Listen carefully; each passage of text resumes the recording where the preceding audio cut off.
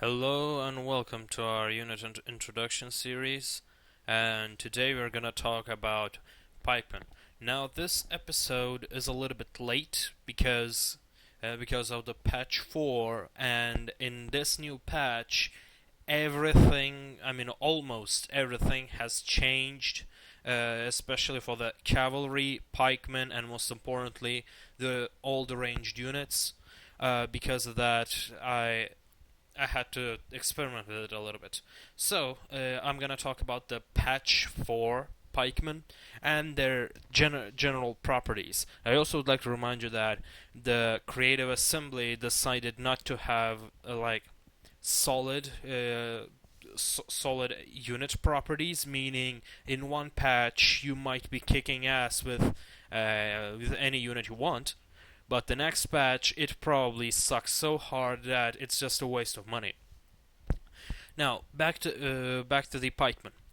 Now, funny thing is that these guys are also represented with the same symbol as the spearmen, because technically these guys are still spearmen, but they function completely differently. Now you can put them in a phalanx position. This is not an absolute phalanx position, but in phalanx position, these guys put their spears down, and anything that comes close gets impaled. Which is the idea for pikemen. Personally, I think pikemen are tactically a horrible unit because they're slow, they are unflexible, and if they are attacked from the flank, they're pretty much dead. Uh, Especially in this new patch. In the previous patches, what we had was pikemen could take anything from almost any direction and still survive, except the archers. Now that has completely changed. Pikemen are very easy to counter using normal defensive infantry and using other infantry to flank them. But the archers no longer counter them. In fact, you should not even be using any ranged units, maybe one or two. But right now their damage is awful. Now, during deployment, I also would like to mention that I don't use pikes or any faction that uses pikes.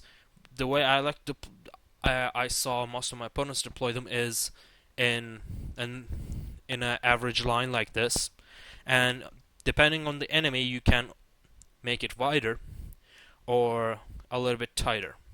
The reason for that is if you don't have like 4 lines of pikemen, what will happen is that they're not going to have their full potential for their pikes. But if you spread them out, they can cover a much wider area. So if you're fighting against cavalry, I suggest to keep them tighter. If you're fighting infantry, well, yeah, still keep them tight, because if you're flanked or if one of your units are broken through, then the enemy will start attacking your flank. So that is the basic use of it. The way that you can use them in battle is you can use these units to push the enemy away. These guys are basically like your barricade or maybe your tanks. These units are very good defensive units. Let's check out their properties. I mean, their stats can be different, but they're usually a very good defensive unit. Defensive unit means that they can hold an enemy, but they will not be able to kill them. Basically, they are to hold your enemy, so while the rest of your army can flank your enemy. But majority of the people usually simply avoid them because they're very slow, and most of the useful pikemen are heavily armored, meaning they will tire easy and they can run very slow. But that also means they're almost immune to ranged fire, as in the but that is in the patch 4. I'm pretty sure they're gonna change that because as it stands now, there is no reason to use any ranged units. Well, maybe beside sometimes slingers and peltasts, the spear throwers. They usually don't really have much abilities. They usually just have this pike phalanx formation. As you can see, it's pretty much this phalanx formation.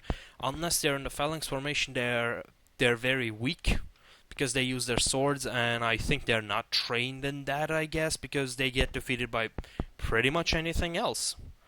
What the way you can counter them right now, they don't have like a direct counter right now. Back then, as you can see from the previous video that I'm gonna put the link on, these guys no longer have a counter, unlike in the previous patches where you could just spam your archers and could kite them around. Right now, what you need to do, you need to also have a defensive unit right in front of them, like this. Let's say our defensive unit is our general. It will hold them. You should also keep it like very wide, so that you can also flank your enemy. Then another unit should come from the sides and attack it. This means if you are fighting against a pike using faction, you should also employ some cheaper melee infantry. So, for example, me as Germania, I use berserkers in order to flank my enemy, spearmen as defensive, and sword masters on my flank for extreme cases, because the enemy will probably also have sword infantry, and spearmen are pretty weak against swordsmen. So that is pretty much the idea. They can counter pretty much anything when charged from the front. Because of that, you should avoid them attacking from the front. I mean, imagine these spears can not these spears cannot impale just one guy, but whole conga line of them. So that is the idea.